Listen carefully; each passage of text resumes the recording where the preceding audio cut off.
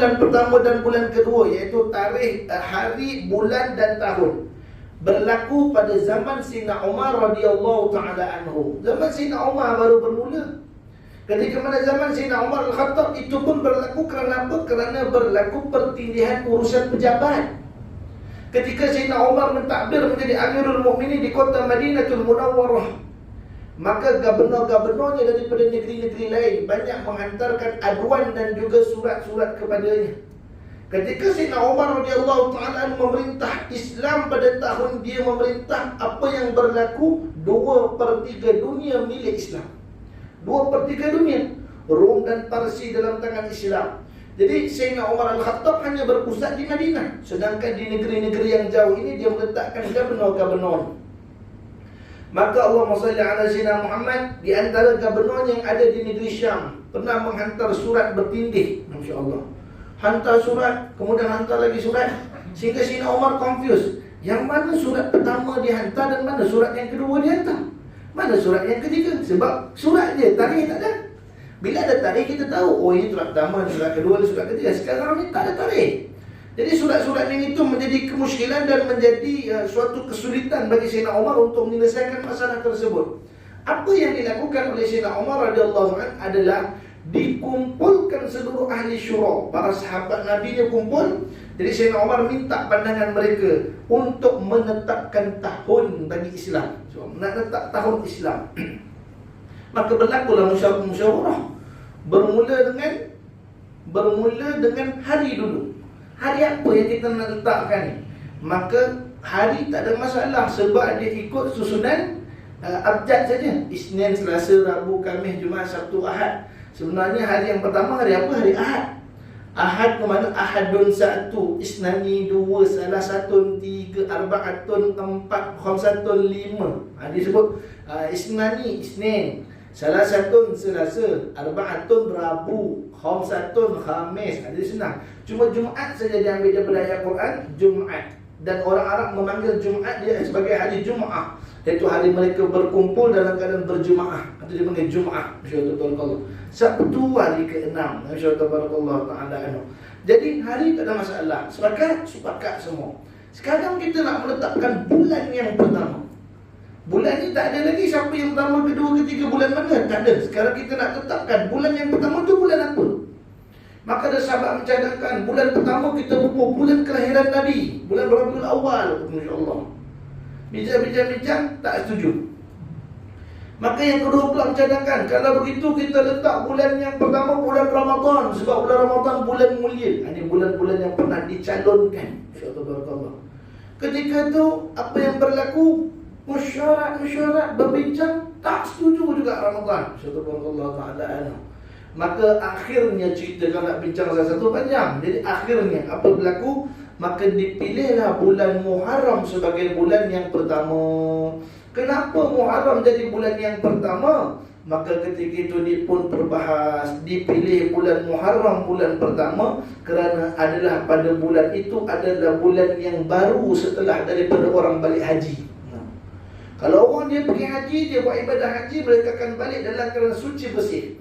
Mereka akan kembali fitrah. Mereka dalam keadaan ditebus dosanya ketika mana mereka menunaikan haji. Lalu mereka balik dengan azam yang baru, dengan diri yang baru. Jadi kita jadikan bulan Muharram sebagai bulan yang pertama kerana mereka baru jadi orang balik. Contohlah bahasa saya macam itulah, masya-Allah. Baru bersih kembali. Dan bermula daripada Muharram itulah akan berturut-turut bulan yang lain daripadanya. Setuju? Setuju. Jadi itu sebab pemilihan Muharram itu sebagai bulan yang pertama. Bukan sebab Nabi bermusafir pada bulan Muharram, tak.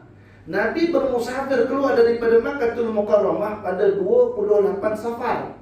Nabi keluar 28 Safar, keluar daripada Mekah, bergerak ke Madinah sampai di Quba pada 8 Rabiul Awal. Dan Nabi masuk ke Madinah pada 12 Rabiul Awal.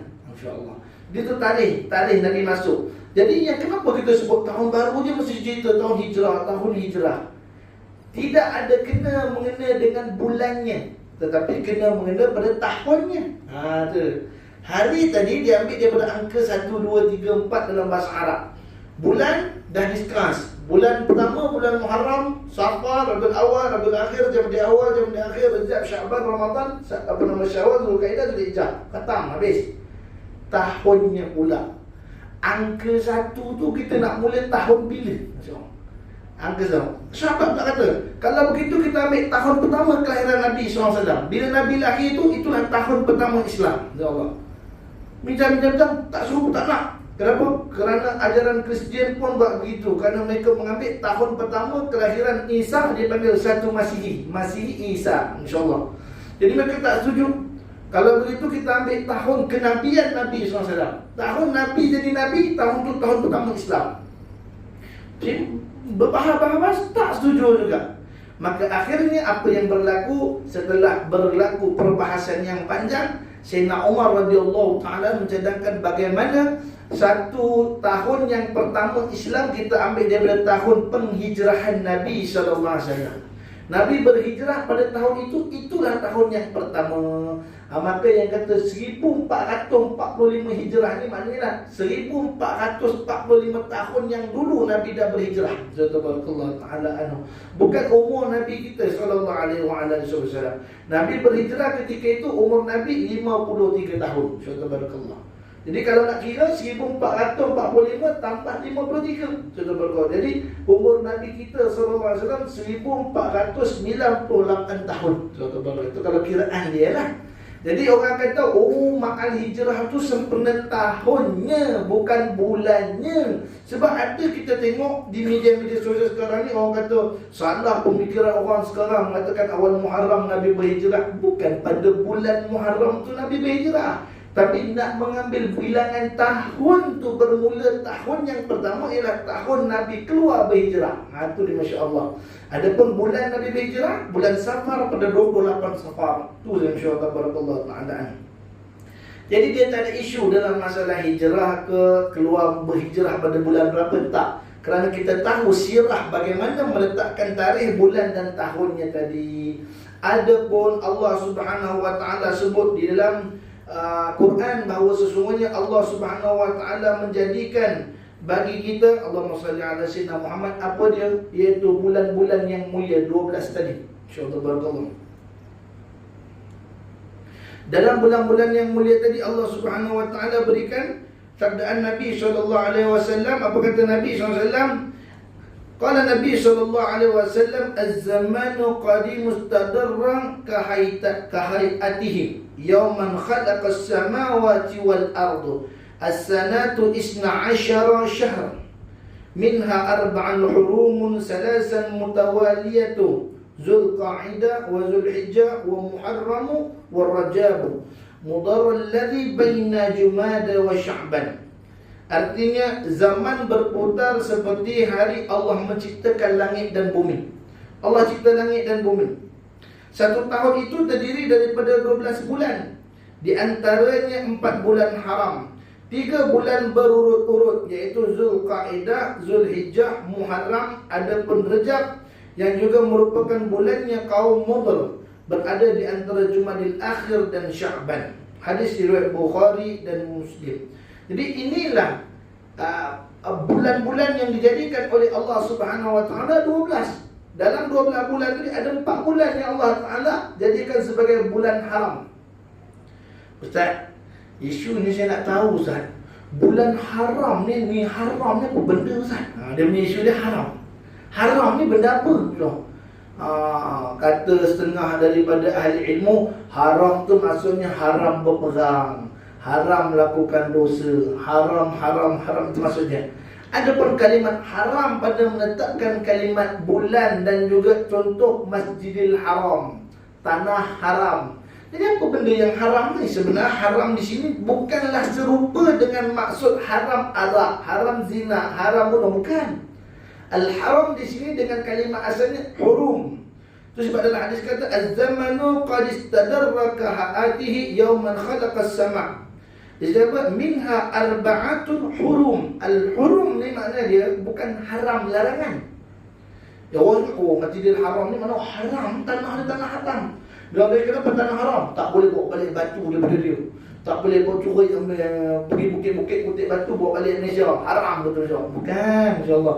Kalau gitu yang kita beli batu cincin dekat Jabal Rahmah tu insya-Allah taala. Yang itu batu tu bawa balik tak insya-Allah taala. Haram hukumnya kalau gitu.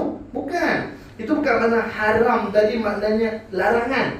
Tapi haram ni kalimah asalnya ialah hurum. Al-hurum di sini maknanya terpuji ataupun tanah yang terhormat. Itu makna hurum. Itu tanah yang ada kehormatan, tanah yang ada Allahumma shalli alaihi wasallam, izzah, keagungannya yang tersendiri. Itu maksud haram di sini. Masjidil Haram iaitu masjid yang terhormat, masjid yang paling dihormati, suci dia, itu panggil hurum. Masjid An-Nabawi dia panggil tanah haram juga. Maka al-hurum di sini mana yang dihormati. Subhanallah taala anhu.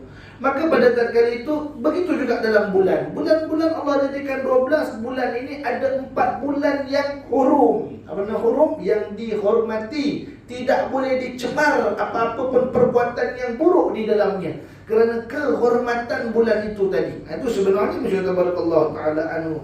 Jadi keutamaan yang kita sedang bicarakan ni kerana apa? Kita berada dalam salah satu bulan daripada bulan yang hurum tadi, iaitulah bulan Muharram. Itu sebab nama dia Muharram, bukan Muharram insya-Allah. Kalau orang Kelantan dah Muharram, bukan haram tak. Muharram iaitu bulan yang mempunyai kehormatan, bulan yang terpuji. Yang mana kata setengah daripada ulama bila membicarakan tentang Muharram, kelebihan Muharram sangatlah besar. Kerana sabdaan Nabi sallallahu alaihi wasallam an Abi Hurairah radhiyallahu anhu qala Rasulullah sallallahu alaihi wasallam afdalus siyamu ba'da Ramadan syahrullah Muharram wa afdalus salat ba'da al-fardiyah salatul lail rawahu Muslim.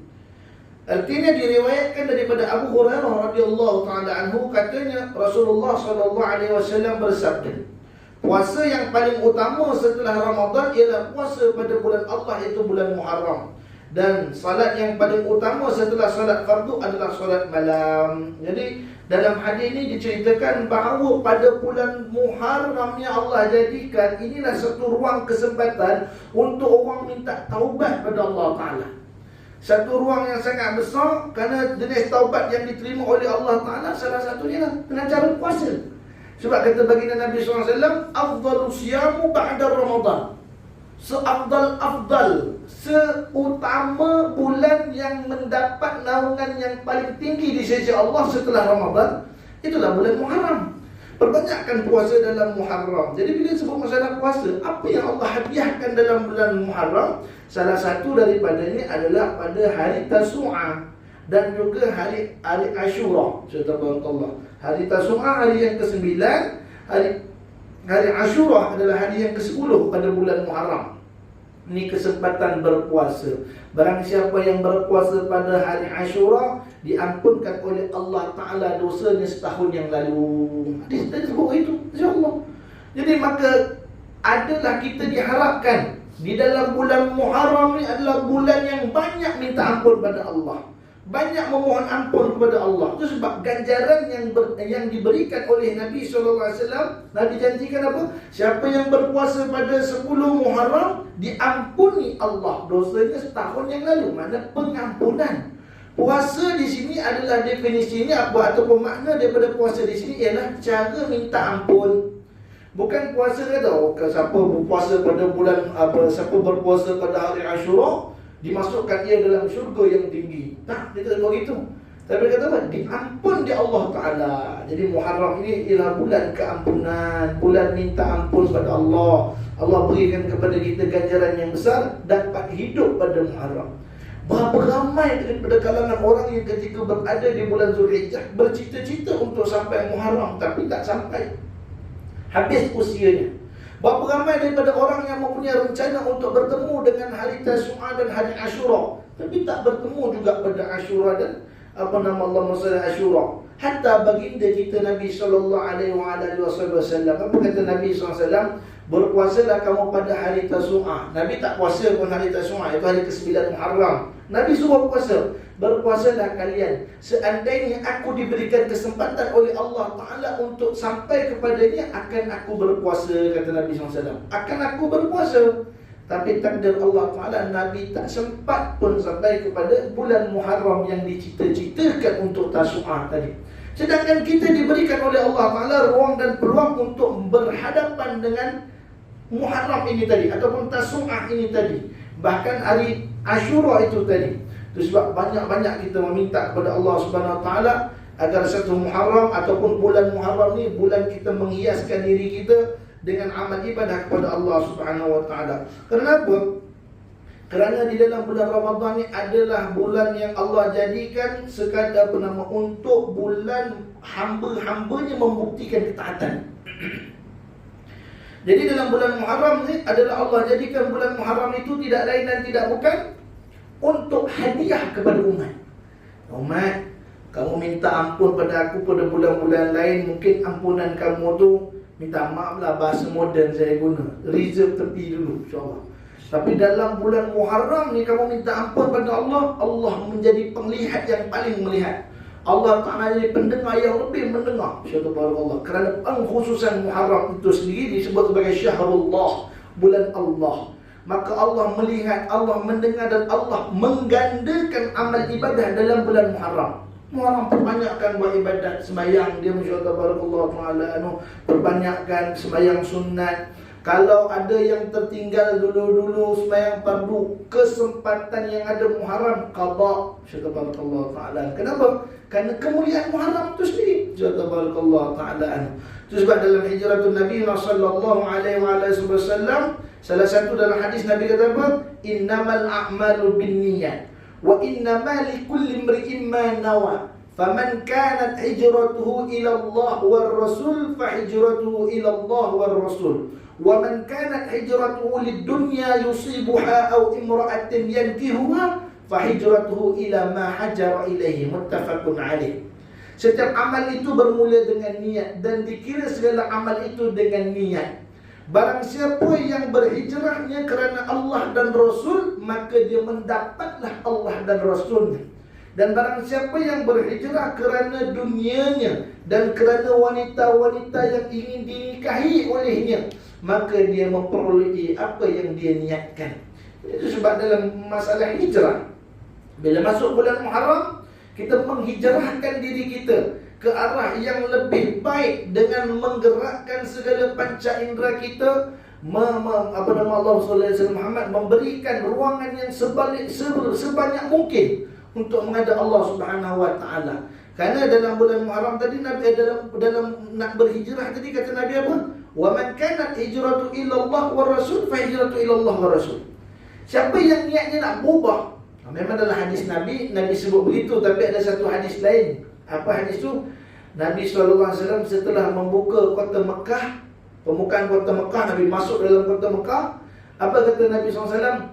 La hijratul ba'dal fatah, kata Nabi SAW. Tidak ada hijrah setelah pembukaan kota Mekah. Apa makna tidak ada hijrah di sini? Iaitu hijrah daripada sebuah negara ke negara lain. Tidak ada lari daripada satu kesempitan kepada kelapangan. Tak ada dah. Tapi yang ada hijrah, definisi yang kita nak berbahas pada malam ini ialah hijrahkan diri kita daripada suatu sudut yang lama kepada lebih dekat kepada Allah Ta'ala. Iaitulah anjakan paradigma kita untuk mencapai takwa di sisi Allah Subhanahu Wa Ta'ala. Jadi pada kisah yang kita sebutkan tadi, iaitu Nabi SAW bacakan hadis, Nabi sebutkan hadis innamal a'malu binniyat. Jadi dalam bulan Muharram ni adalah bulan yang paling perbanyakkan niat. Niat kita berniat untuk melakukan kebaikan, niat jadi orang yang soleh. Jadilah saudagar niat untuk melakukan kebaikan, kerana tiap-tiap orang yang berniat itu dapat pahala besar di sisi Allah. Dalam satu hadis Nabi sebut apa? Barang siapa yang berniat untuk melakukan kebaikan, dia nak buat baik, ada niat, aku datang surau sekejap lagi, ni aku nak sedekah lah, aku nak sedekah bubur lah RM1, RM2 dalam tabung surau, niat. Maka Allah Ta'ala memerintahkan para malaikat untuk mencatatkan satu pahala untuk dia. Satu pahala. Padahal dia baru niat, belum buat. Dia belum buat lagi ni, baru niat. Catat pahala untuk dia, kata Nabi SAW. Apa kata malaikat Allah Ta'ala pada malaikat? Dia catat satu. Dan apabila dia datang ke masjid, datang ke surau, dia masukkan betul. Dia masukkan, dia buat apa yang dia niatkan tadi, digandakan Allah 10 kali ganda hingga 700 kali ganda. InsyaAllah. Dan seorang itu dia berniat untuk melakukan kejahatan, nak buat jahat. Aku lepas habis isyak lagi orang kosong, aku nak pecah tabung surau kan. Dia ada niat apa itu. Malaikat nak tulis jahat, Allah kata, wait malaikat, tunggu dulu insya-Allah. Belum lagi. Belum boleh tulis. Maka dia datang ke surau. Datang ke surau, masya-Allah tabarakallah taala anu, tengok habis main semua nak balik dah. Orang datang ada, dia rasa nak pecah tabung. Masya-Allah. Niatnya tadi dia nak buat, dia pun pergi kat tabung. Dia tengok tak ada orang, dia pun kopik tabung tadi. Ya Allah, sekali tengah kopik, toleh kepala atas, nah CCTV. Subhanallah taala, nampak CCTV. Alamak, ada CCTV.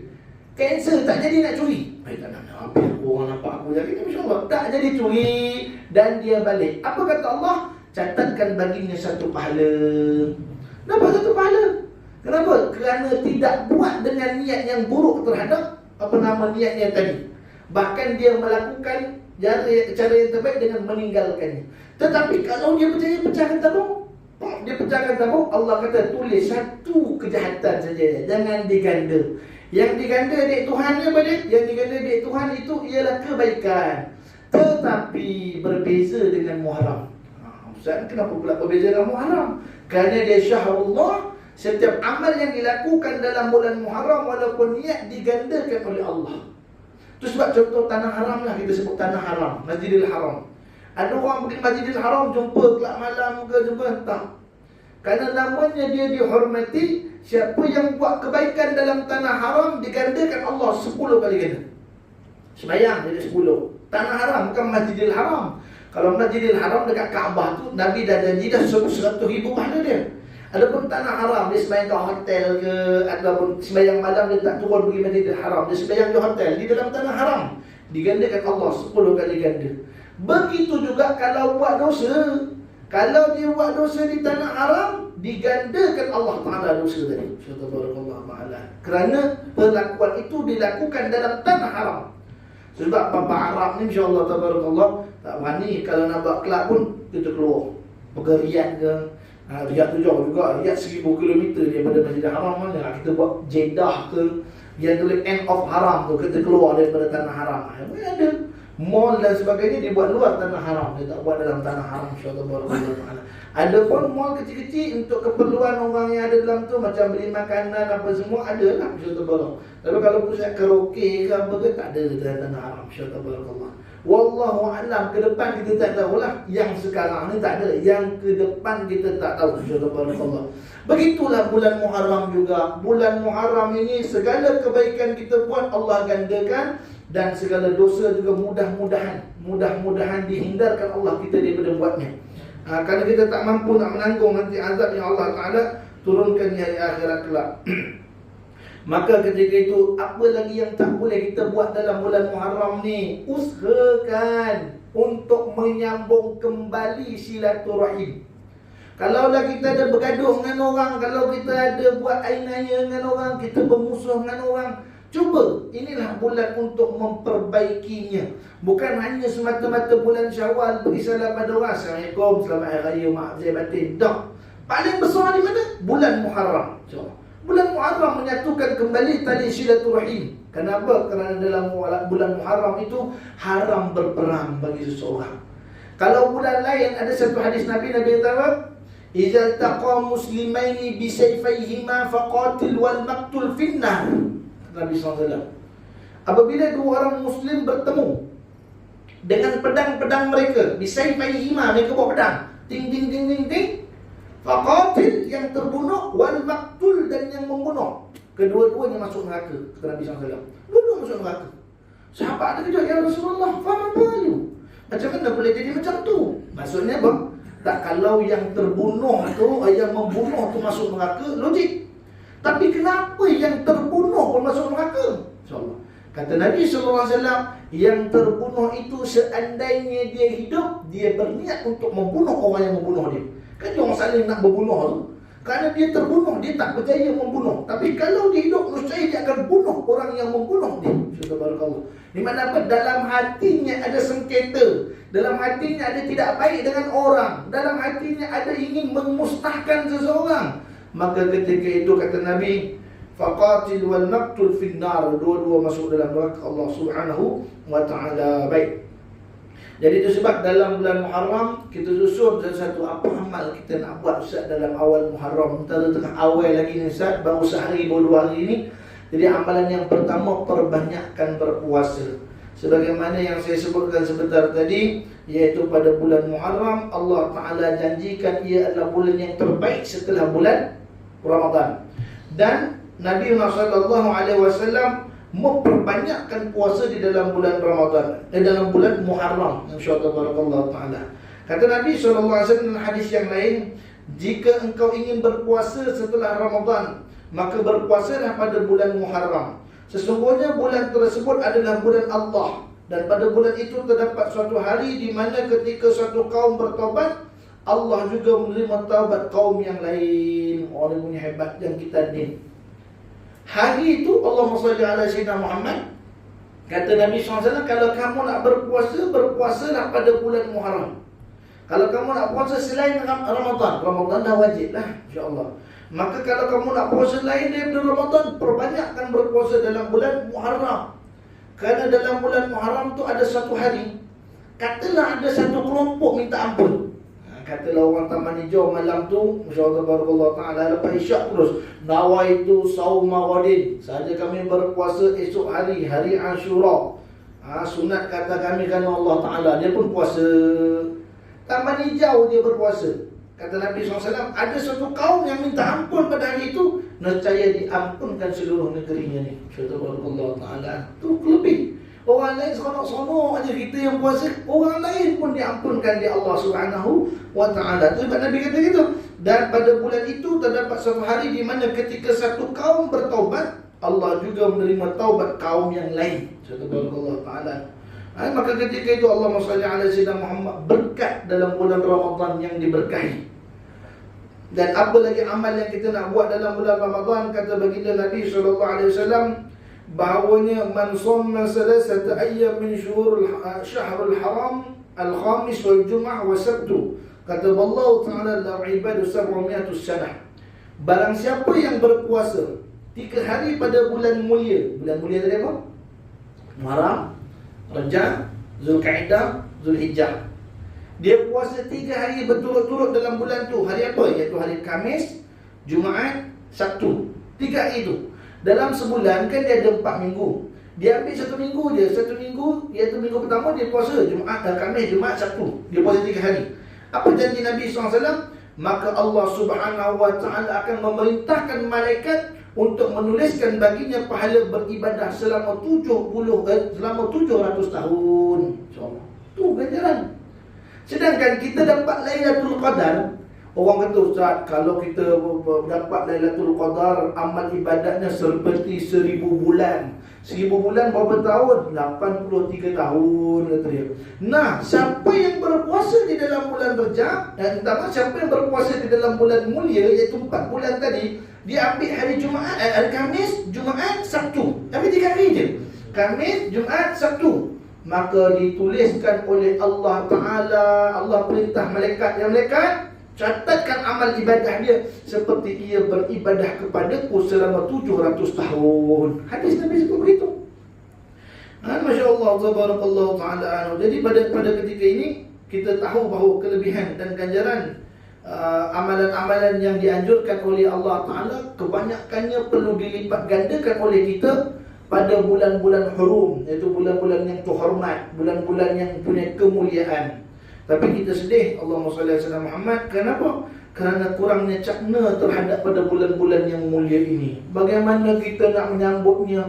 Kita merasakan Muharram ni serupa macam bulan Safar, insya-Allah. Muharram ni serupa macam bulan Rabiul Akhir, kata masya-Allah barakallahu taala. Tidak ada merasa istimewanya dengan Muharram. Sedangkan Muharram ini ialah bulan para malaikat mendongak ke langit. Minta maaf, memandang ke bumi di langit. Dia pandang mana dia orang buat amal ibadat ni. Kami nak dekat dengan dia, kami nak datang kepada dia. Tu sebab ada majlis-majlis ilmu, ada pengajian-pengajian. Dan ketika itu ada majlis-majlis zikr. Apa majlis zikr sini? Majlis mengingati Allah. Maka akan datanglah para malaikat lalu menyeru malaikat tadi, hei sekalian malaikat, aku dah jumpa tempat yang kau nak datang ni, tempat yang kau idam-idamkan. Datanglah harumannya. Itu maksud Allah Ta'ala. Maka ketika itu kita tahu, oh Allah Muhammad lebihnya bulan Muharram. Bukan sekadar cerita masalah hijrah, tapi niat untuk berbuat baik. Sebab kita masih lagi niat innamal a'malu binniyat tadi, niat dengan Allah dan Rasul. Kita nak balik kepada Allah dan Rasul. Muharram ialah bulan azam kita. Apa tu azam? Maka azam itulah suatu lintasan hati yang akan dikerjakan. Kita melintas jadi kita, aku nak ibadat banyak-banyak, aku nak buat. Tak apa, perbaharui banyak kali pun tak apa. Lintasan hati itu perbaharui. Kenapa? Kerana al-iman yang kiswa yazid. Iman ni kejap naik, kejap turun, kejap naik, kejap turun. Ya Allah Ta'ala, Masya-Allah. Jadi itu sebab kita berharap pada Allah, ya Allah jadikan kami min ibadatul salihin. Ni setiap kali kita ambil wudu, ambil wudu, wa syahadu la ilaha illallah wa syahadu anna Muhammadan Allah maj'alni minal mutatahhirin wa ja'alni minat tawwabin wa ja'alni minas salihin. Jadilah kami ni orang yang jaga kebersihan. Jadi kalau kami orang yang sentiasa minta ampun taubat padamu ya Allah, jadikan kami orang yang salihin, orang yang sentiasa buat baik padamu ya Allah. Insya-Allah. Sebab nak jumpa Allah Ta'ala ni syaratnya ibadah salih, kena buat amal-amal salih. Wa man kana yarju liqa'a rabbih falyamal 'amalan salih. Siapa yang berharap bila dia mati nanti dibangkitkan bertemu dengan Tuhan dia, perbanyakkan buat amal salih. Jadi nak buat banyak, umur kita tak macam umat Nabi dulu. Umat Nabi Musa, berapa panjang umur umat Nabi Musa. Itu sebab tak heran bila dalam hadis cerita Fir'aun itu umurnya 300 tahun. Fir'aun siapa? Fir'aun Ramses II, Ramses Agung kita panggil. Ramses yang kejar Nabi Musa. Yang bila dia kejar Nabi Musa, kemudian sampai tengah laut, laut itu tertutup. Laut itu tertutup, maka ketika itu mati dia. Dia diriwayatkan berapakah umur dia ketika dia mati? Fir'aun itu mati ketika tenggelam dalam laut, umurnya 300 tahun. 300 tahun ni muda lagi zaman tu. Kokoh lagi, boleh berlari, boleh kejar, naik kuda lagi tidak. 300, kalau kita 300 tahun tak maaf lah. Biawak laju lagi jalan daripada orang 300 tahun kalau zaman sekarang. Biawak tu kan merangkak sedor. Laju lagi biawak kalau kata sekarang punya 300 tahun. Allah Ta'ala. Jadi kita tak banyak amal macam umat-umat yang terdahulu. Nabi Musa pernah melalui satu jalan. Masa dia lalu pada satu jalan, dia nampak ada satu orang perempuan tu kamalan yang terasa-asa menangis. Nabi Musa tanya pada ibu perempuan tadi, wahai ibu, insya-Allah, wahai ibu, apakah yang menyebabkan kau sedih? Apa yang kau sedih sangat? Ini kubur siapa? Dia menangis tepi kubur. InsyaAllah. Ini kubur siapa? Ya Nabi Allah Musa, aku sedih. Ini kubur anak aku. InsyaAllah. Anak aku dah mati beberapa hari yang lalu, kata dia. Aku sedih. Kenapa kau sedih wahai ibu? Ya Allah, aku sedih Musa kerana dia mati muda lagi umur dia. Mati muda umurnya. Maka ketika itu Nabi Musa tanya kepada ibu tadi, wahai ibu, berapa umur dia ketika dia mati? Jawab mak tadi, umur dia baru masuk 250 tahun. 250 tahun. Umur ibu berapa pula? Umur saya dah 700. Mana mak dia, kalau kita convert dengan dunia sekarang, mak dia 70, anak dia baru 25. Itulah kaedah dia, insya-Allah Ta'ala. Baru 250 tahun. Kita kalau dengar 250 tahun, kita dah bayang macam mana cara dia berjalan, insya-Allah Ta'ala. Kulitnya berapa berkedut dah. Tapi tidak pada umat dahulu, hingga mereka boleh banyak buat amal ibadat. Hingga mereka dah tak peduli pada bulan-bulan. Bulan berapa pun tak kisahlah. Muharram, Safar, Rabiul Awal, Rabiul Akhir. Bulan-bulan ni telah ada sebelum ada Nabi Muhammad. Nabi Muhammad ada, bulan dah ada dah. Allah. Zaman Nabi Isa, bulan ni pun dah ada juga. Itu sebab bila berpuasa dalam bulan Ramadan, apa Allah Ta'ala kata? Ya ayyuhalladzina amanu kutiba alaikumus siyamu kama kutiba alal ladzina min qablikum la'allakum tattaqun. Wahai orang-orang yang beriman, difardukan ke atas kamu berpuasa sebagaimana yang telah difardukan ke atas orang sebelum kamu. Mana sebelum kamu tu sebelum Nabi Muhammad lah. Sebelum Nabi Muhammad pun kena puasa pada bulan berapa? Syahrul Ramadan, bulan Ramadan. Ada dah bulan tu? Ada. Subhanallah Ta'ala. Jadi itu sebab perbanyakkanlah kita berniat untuk melaksanakan kebaikan pada bulan Muharram, yang di dalamnya Allah Ta'ala menghadiahkan suatu hari yang kita sebut sebentar tadi, Ashura. Kerana ketika Nabi SAW ada satu hadis yang diriwayatkan oleh Ibn Abbas yang mafhumnya, maksudnya adalah Ketika Nabi Muhammad SAW tiba di Madinah, beliau melihat orang-orang Yahudi berpuasa di hari Ashura. Beliau bertanya, hari apa ni? Mereka menjawab, hari yang baik, hari di mana Allah menyelamatkan Bani Israel daripada musuhnya, sehingga Musa pun berpuasa pada hari ini sebagai bentuk syukur kepada Allah Subhanahu wa taala. Akhirnya Nabi Muhammad SAW bersabda, kami yakni kaum muslimin lebih layak menghormati Musa daripada kalian. Kemudian Nabi Muhammad SAW berpuasa dan memerintahkan para sahabat untuk berpuasa. Jadi itu sebab berpuasa pada bulan Ashura ini tanda syukur kita, kerana Allah menyelamatkan Nabi-Nabi terdahulu.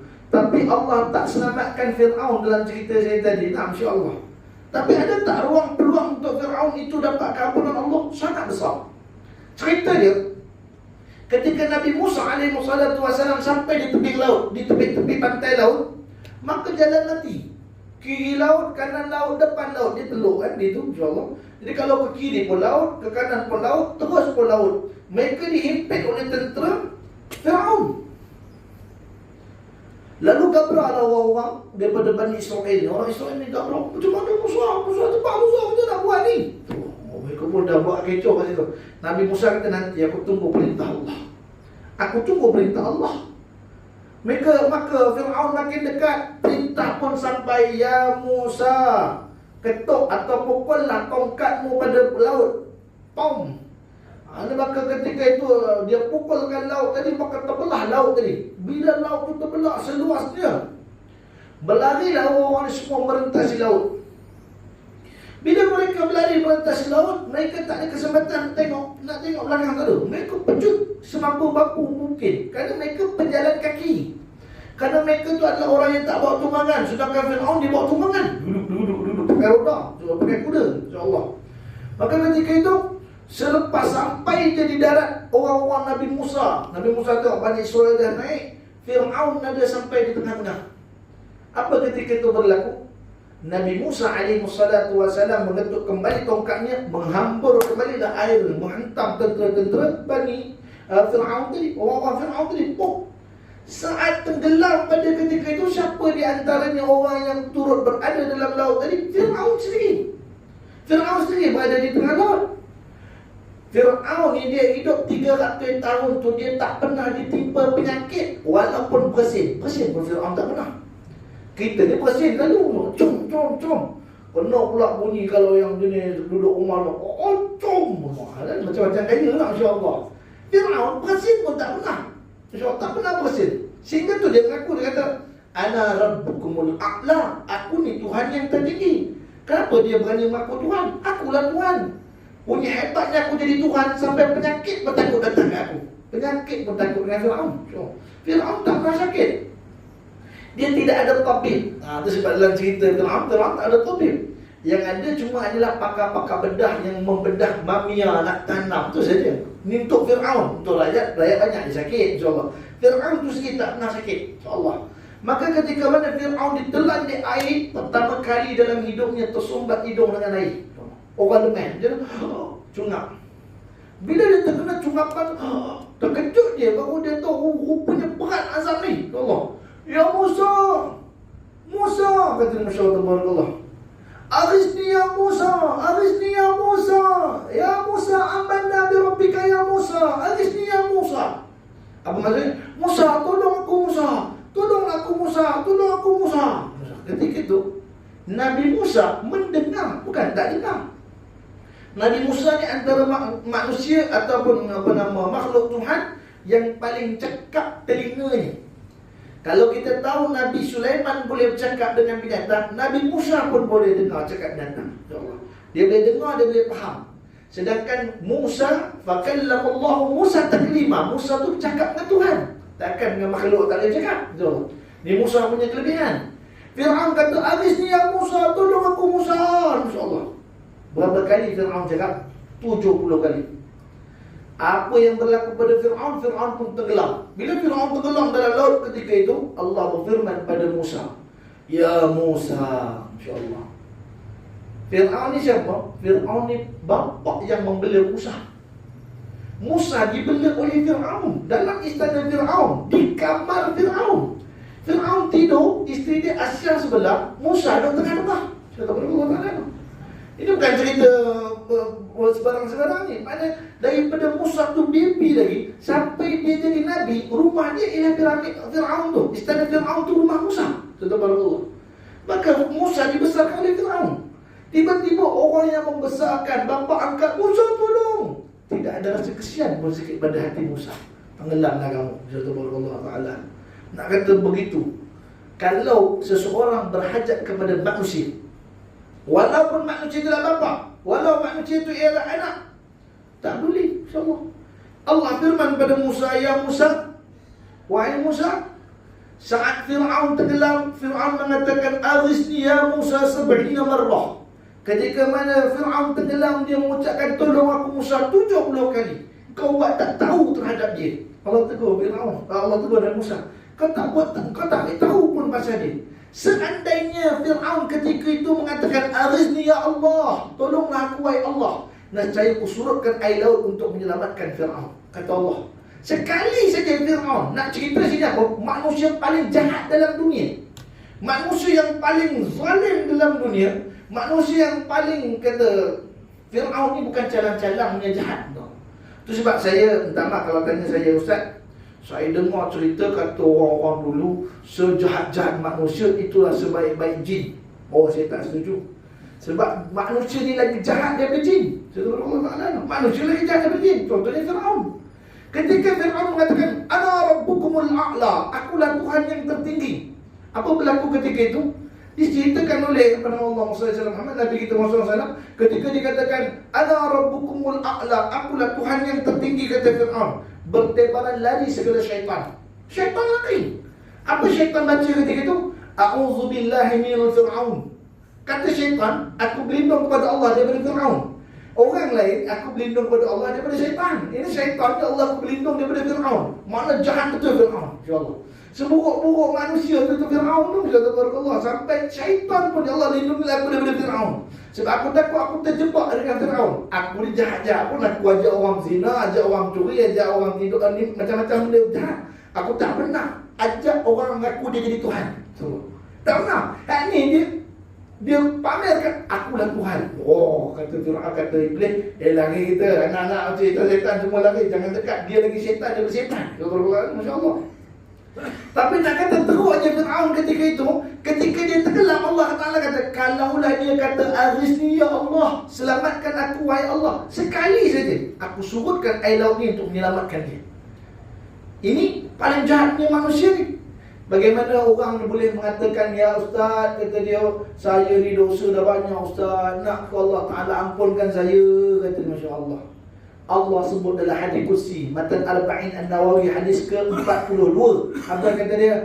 Qala Allah Ta'ala, ya ibna Adam, wahai anak Adam, kalaulah kamu melakukan dosa setinggi langit sekalipun, kamu datang kepada aku dengan bawa dosa tersebut, fastaghfartani, kamu minta ampun kepada aku daripada dosa tersebut, aku ampunkan kamu, kata Allah.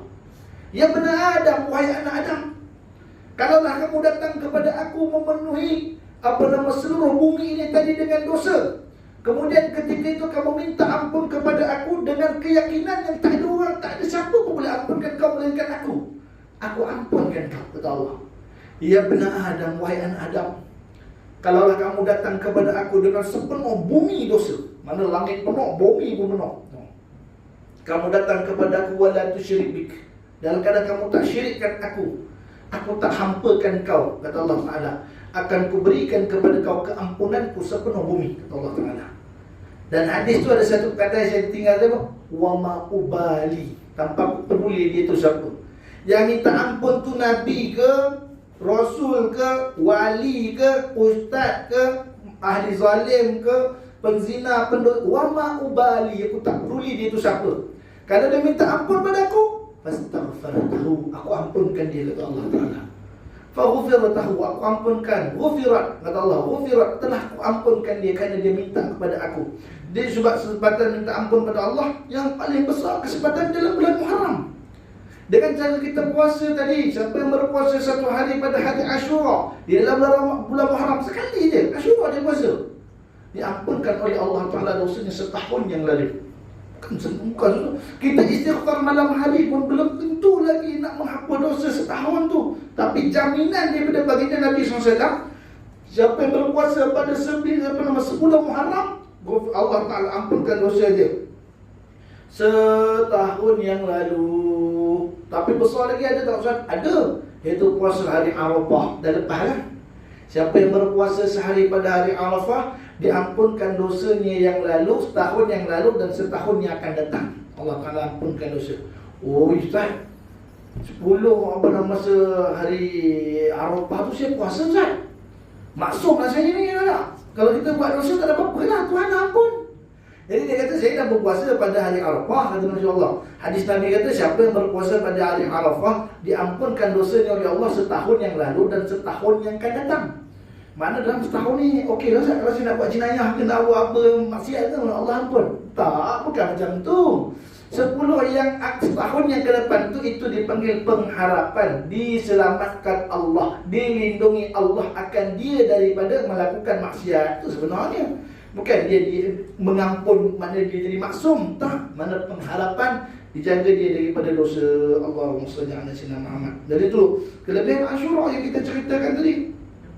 Dan apa lagi dalam hadis bulan Ramadan, bulan Allahumma shalli ala sayyidina Muhammad, dalam bulan Muharram, maka tak lain tak bukan adalah Nabi kita Muhammad sallallahu alaihi wasallam menganjurkan di dalamnya perbanyakkan istighfar, baca Quran. Istighfar lah yang paling besar sekali, masya-Allah, barakallahu taala anhu. Jadi fadilat yang sangat besar di dalam bulan Muharram itu lebih, sehingga para sahabat mengatakan, kata Ibnu Abbas radhiyallahu an, aku tidak pernah melihat Rasulullah sallallahu alaihi wasallam mengejar suatu hari yang fadilatnya lebih besar berbanding daripada hari yang lain, melainkan pada hari ini, iaitu hari Asyura. Nabi kejar hari Asyura. Ada hari Asyura, Nabi akan ulun Asyura. Marilah sama-sama. Sebab dalam Asyura ni, saya pernah baca kelebihan dalam fadilat bulan Muharram. Siapa yang bercelak pada 10 Muharram, celak ni tu sebab nak kena apa betul kan, insya-Allah. Ada setengah orang tu bercelak ni sunnah Nabi sallallahu alaihi wasallam. Sungguh. Tapi bila dia keluar rumah bercelak saja, insya-Allah.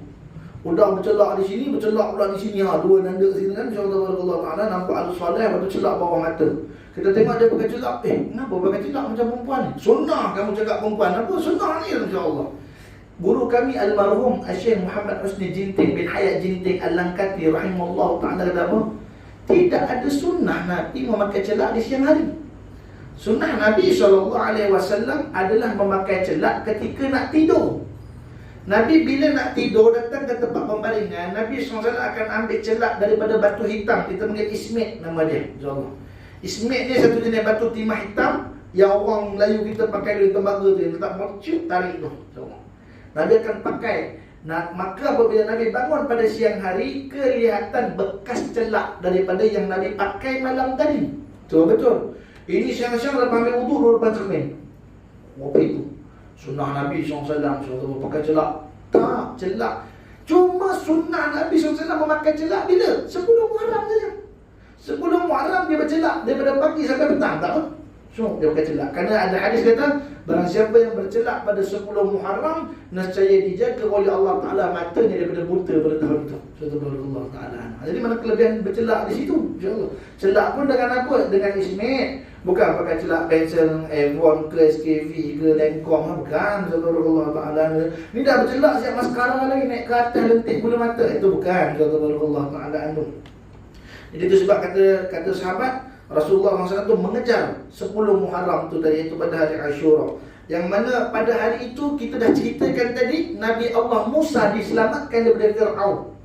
Pada 10 Muharram, Nabi Musa selamat naik ke darat. Allah cakap, ya Musa, kalaulah si Fir'aun tu kata, ya Allah selamatkan aku, pada 10 Muharram, aku selamatkan dia dengan ku keringkan laut. Apatah lagi umat Muhammad, kalau dia minta ampun pada Allah, minta diselamatkan pada hari Asyura, nescayalah Allah Ta'ala tidak akan menolaknya, Masya Allah. Dan Allahumma salli ala sayyidina Muhammad. Kita dah tahu bahawa Muharram yang datang pada kita ni bukanlah sekadar masa yang berlalu. Itu sebab Allah hina manusia tadi. Bila datang satu kelebihan, bila datang satu bulan yang baik, mereka mensia-siakannya berlalu dengan begitu sahaja. Muharram, satu Muharram, orang hore-hore simpan Muharram, lepas tu balik pada biasa sampai habis. Sebab Allah Ta'ala kata wal asri, demi masa, innal insana lafi khusr, sesungguhnya manusia itu dalam keadaan rugi. Masa yang kami berikan kepada dia, dia punya kelebihan, punya otoriti yang tersendiri dalam masa tadi. Ada dia punya kelebihan, tetapi mereka tidak ambil peduli dengan kelebihan tadi, hingga ia berlalu dengan begitu saja. Innal insana lafi khusr, manusia dalam keadaan rugi semata-mata dengan masa tadi. Dan Allah tempelak lagi dalam surah Al-Insan, apa kata Allah? Hal ata 'alal insani hinun minad dahri lam yakun syai'an mazkura. Hal ata 'alal insan, adakah telah datang kepada manusia itu tadi ad-dahri, suatu masa yang mereka sia-siakan. Dahri ini maknanya masa yang mereka lalukan sebegitu saja. Ad-dahri lam yakun syai'an mazkura, mereka tak buat apa-apa pun, apatah lagi nak ingat Tuhan. Tak ada orang yang ingat tentang masa itu. Maka mereka biarkan ia berlalu, dan jadilah mereka innal insana lafi al-khusr, innal insana lafi khusr, iaitu mereka dalam keadaan rugi. Masya-Allah, tabarakallah taala. Hadis saya sebutkan tadi, apabila Rasulullah SAW ditanya oleh seorang laki-laki, ya Rasulullah, apakah kelebihan tentang puasa pada hari Ashura? Maka Rasulullah pun berkata, ahtasibu 'ala Allah in yukaffara sunnata allati qablahu. Barang siapa yang berpuasa pada hari Ashura, aku berharap ke atas Allah agar ia dapat mengampunkan dosanya setahun yang lalu. Setahun lalu diampuni Allah Subhanahu wa taala. Maka Allahumma shalli ala sayyidina Muhammad, pengampunan berlaku pada bulan Muharram. Jadi tu ambillah kesempatan Muharram ini, bukan sekadar-kadar kita cerita tentang hijratul Nabi, bukan kita cerita tentang tahun tu 1445 dah. Kita nak cerita yang faman kanat hijratuhu ila Allah wa Rasul. Siapa yang hijrah, iaitu beranjakkan paradigma dirinya daripada suatu tempat yang biasa kepada lebih baik, ataupun daripada biasa kepada super biasa, apa nama Allah, super baik, ataupun keadaan yang baik kepada lebih baik. InsyaAllah, iaitu kesempatan itu bermula pada bulan Muharram. InsyaAllah Allah Ta'ala anhu. Dan ada dalam kitab Lataiful Ma'arif, pada muka surat 100, apa dikatakan, diriwayatkan oleh Qadir Billah Al-Khalifah Al-Abasi bahawa perkara tersebut turut berlaku kepada dirinya, dan beliau berasa, Allah SWT diceritakan oleh Fathul Asyakaf, beliau berkata, aku memecah-mecahkan roti setiap hari untuk memberi makan kepada semut, tetapi apabila tiba hari Ashura, mereka tidak memakannya. Semua tak makan. Dia kata, ada ulama dulu, dia buat sedekah. Sedekahnya apa? Sedekah binatang. Antaranya Allah SWT, iaitu seorang laki-laki nama Fatah bin Syakraf. Dia kata, aku hari-hari bagi semua makan depan rumah. Semua datang. Allah Ta'ala. Ada orang yang setiap hari, antaranya Allahumma salli ala Muhammad, yang kita tahu di Asia ni, iaitu almarhum Kyai Abbas Kumpul, Kyai Haji Zaini Banjar. InsyaAllah. Apa dia buat? Dia ambil satu hari satu sudu gula, dia tabur depan rumah, dan gula tu habis dimakan semua. Allah Ta'ala. Jadi bila Al-Qadr bila Al-Khalifah Abbasiyah pun kata, itu pun berlaku pada aku. Masa dia kata apa? Sesungguhnya beliau berkata kepada Syekh Abdul Hasan Al-Qawizi, lalu Syekh itu pun berkata, dia tanya Syekh, ya Syekh, apa yang berlaku pada Fatah tadi, sesungguhnya aku pun buat. Aku bagi makan kat semua hari-hari. Hari-hari semua makan. Tapi pada 10 Muharram, aku sedekah bagi makan pada semua. Tak dimakan dia semua tu. Kenapa ya? Maka jawab Syekh tadi, kata dia, pada hari Ashura ini turut berpuasa padanya semut. Dan dikatakan, dan semut juga turut berpuasa pada hari Ashura. Dalam kitab Lataiful Ma'arif. Jadi mana kalau binatang sekecil itu pun boleh berpuasa, kenapa kita tidak boleh mengambil kesempatan pada 10 Muharram untuk berpuasa? Subhanallah ta'ala anhu. Allahumma salli ala sayyidina. Tapi kepada orang Syiah, subhanallah, ya, kalau kait 10 Muharram ni besok Syiah Ustaz, 10 Muharram Syiah. 10 Muharram yang jadi pada golongan Syiah, Syiah mana? Syiah Rafidiyah atau Syiah Rafidah. Beliau berduka cita kerana hari itu adalah disebutkan sebagai hari Karbala ataupun hari kematian Sayyidina Husain radhiyallahu taala anhu pada 10 Muharram. Maka mereka pun bersedih di atas kematian yang tersebut. Jadi apa yang cuba saya sampaikan pada malam ini tentang awal Muharram, iaitu bila sebut awalnya apa? Awalnya bukan 1 Muharram. Awal ni maknanya 1 sampai 10. pertengahan Muharram iaitu 11 sampai 20. Akhir Muharram iaitu 21 ke 30. Itu maknanya 3 fasa satu bulan. Jadi satu fasa 10 hari. Dalam 10 hari ni apa yang kita nak buat pada awal Muharram tadi, iaitu perbanyak puasa. Yang pertama tadi apa? Banyak puasa. Yang kedua, banyak taubat, minta ampun pada Allah Subhanahu Wa Taala. Bukan sekadar cerita taubatnya Fir'aun.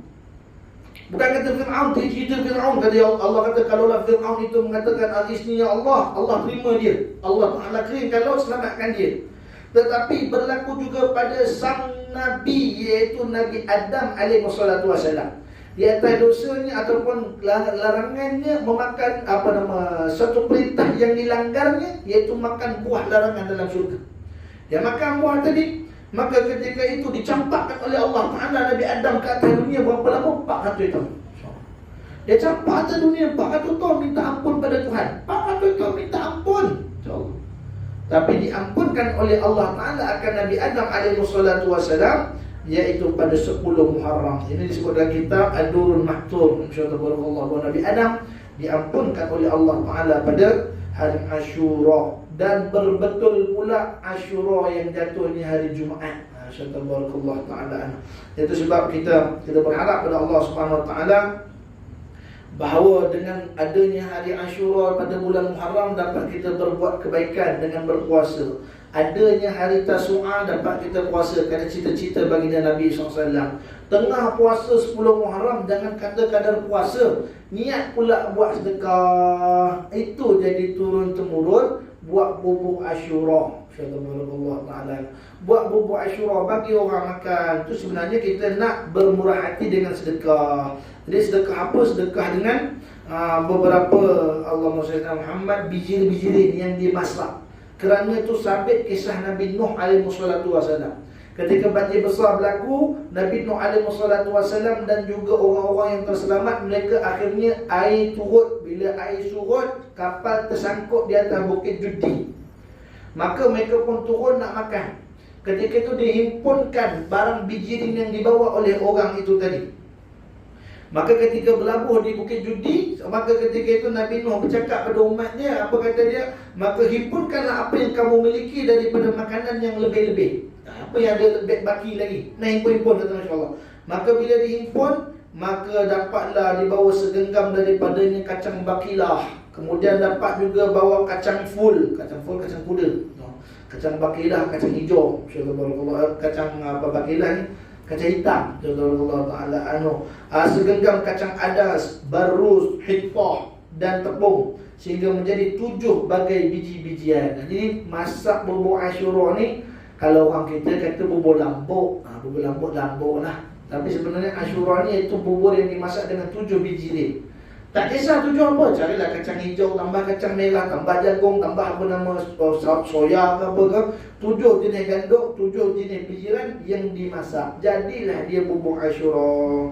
Maka sekalian daripadanya itu tadi dapat kesenangan dengan makan daripada bubur yang tersebut. Allahumma shalli alaihi wasallam. Dan satu lagi sebagai penamat, penghujung, pernah dipesan oleh guru-guru kami, barang siapa yang melapangkan isi rumahnya, iaitu makanan dalam rumahnya, dia tambah pada 10 Muharram, nescaya diganjar Allah tidak putus rezekinya dalam rumah sepanjang tahun itu. 10 Muharram yang abang rumah dah. Maknya, ya bang, jom siap. Mana itu? Nak pergi TM beli barang sikit tu. Padahal beli tepung sekilo je. Dia baru Allah. Tepung sekilo jadi tak mana menambah barang makan dalam rumahnya, nescaya dijadikan Allah rumahnya tidak putus rezeki sepanjang tahun. Masya-Allah tabarakallah. Macam celak dia lah. Bercelak pada 10 Muharram, tidak dirabunkan, tidak dibutakan matanya pada tahun itu. Allahumma shalli alaihi wasallam. Jadi itu sebab kalau kita nak cerita tentang Muharram, besar sungguh. Bukan hanya pada 10 Muharram, bukan hanya pada 9 Muharram. Daripada 1 Muharram itu sendiri sampai kepada 30 Muharram itu punya fadilat tersendiri. 1 Muharram kita baca Yasin, kita buat sembahyang, kita doa awal tahun kerana mengharap pada Allah dibimbing diri kita pada tahun ini dengan keadaan yang terbaik dan jadi orang yang ditaufikkan menggerakkan amal yang diterima oleh Allah Subhanahu wa taala. Jadi ayah ibu rahmatullah taala sekalian, Muharram ini ialah hadiah daripada Allah. Janganlah kita menolaknya dan jangan kita mensia-siakannya. Kerana apa yang diberikan oleh Allah Ta'ala kepada kita ini merupakan hadiah yang diidam-idamkan oleh orang-orang yang telah mendahului kita.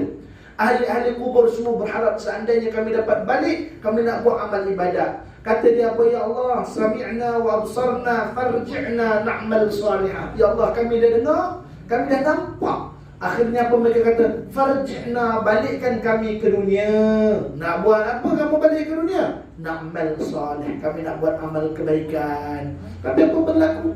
Tak dapat pun balik. Situlah tempat mereka dan mereka kekal di dalamnya sehinggalah berlakunya kiamat nanti. Adapun kita yang hidup, carilah ruang dan kesempatan dan titik-titik yang dapat kita masuk untuk berbuat kebaikan kepada Allah Ta'ala, dan suatu ruangan walaupun sekecil lubang jarum untuk kita memohon ampun kepada Allah Subhanahu Wa Ta'ala. Kerana dalam hadis Nabi sebut apa?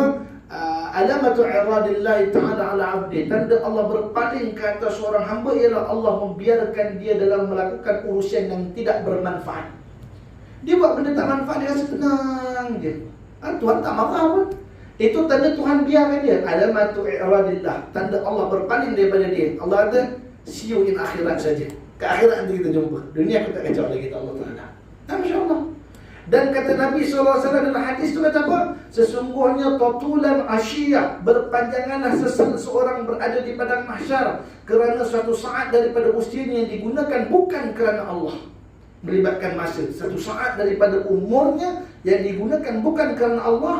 Tatulan khasyiyah, panjanglah penyesalan yang di hari akhirat kelak. Jadi itu sebab kita berharap, ya Allah, jadikan bulan yang Kau hadiahkan kepada kami ini tidak kami sia-siakan daripada meminta ampun kepada Engkau, tidak kami sia-siakan daripada melaksanakan ketaatan, dan jauhkanlah kami daripada melakukan kemaksiatan dan keingkaran padamu, ya Allah.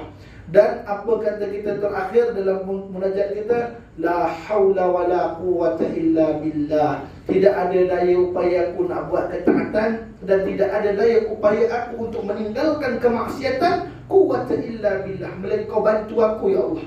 Bantulah aku dalam menelusuri ketaatan kepadamu ini, ya Allah. Jadi itu kita berharap, ya Allah, jadikan awal Ramadan kami ini permulaan yang baik, agar tahun ini kami jadi orang yang baik sepanjang masa, insya-Allah. Tabarakallah Ta'ala.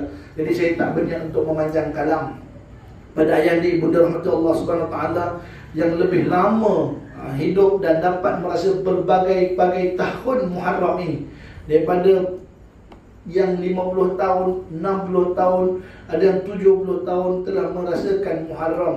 Dan kita berharap pada Allah banyaknya ganjaran pahala yang diperolehi sepanjang kita melaluinya.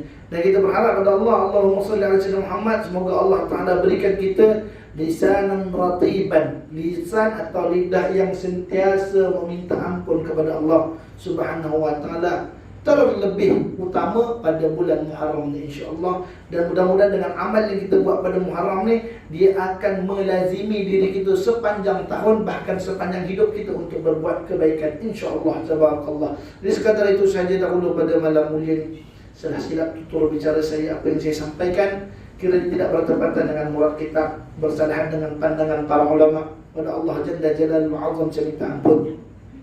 Seandainya apa yang saya sampaikan sebentar tadi itu bersalahan dengan apa yang difatwakan oleh Jabatan Mufti Kerajaan Negeri Perak, dan apa yang saya sampaikan tadi bersalahan dengan enakmen yang telah ditetapkan oleh Jabatan Agama Islam dan Adat Melayu Perak, pada Allah Jalla Jalaluhu Azam saya minta ampun. Berdasarkan ayahanda, ibunda, adik rekan anda sekalian yang saya nyusun 10 jari, dan mohon ditegur dengan teguran bisawab sekiranya saya melakukan kesilapan.